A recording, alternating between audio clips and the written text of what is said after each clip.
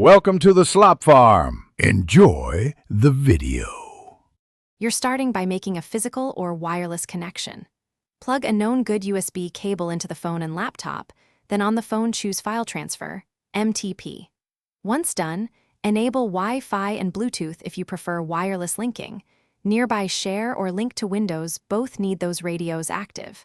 Make sure the laptop port supports data and that the phone is unlocked so prompts appear. You're initiating trust and data channels.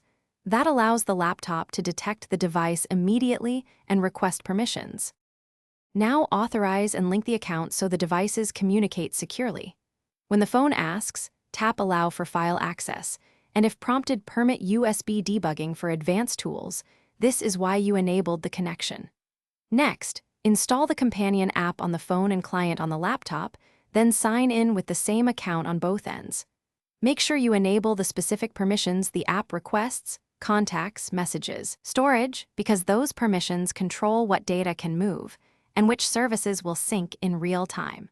Finish by confirming functionality. Open File Explorer for MTP transfers or the companion app for messaging and screen mirroring. Transfer a test file or send a message to verify two-way communication, then use eject or safely remove before unplugging. If something's wrong, start with the fastest fixes. Switch the phone's USB mode to file transfer, try a different cable or USB port, restart both devices, and reinstall the companion client or drivers.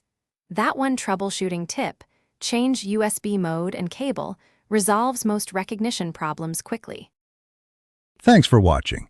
Consider subscribing if we helped you today.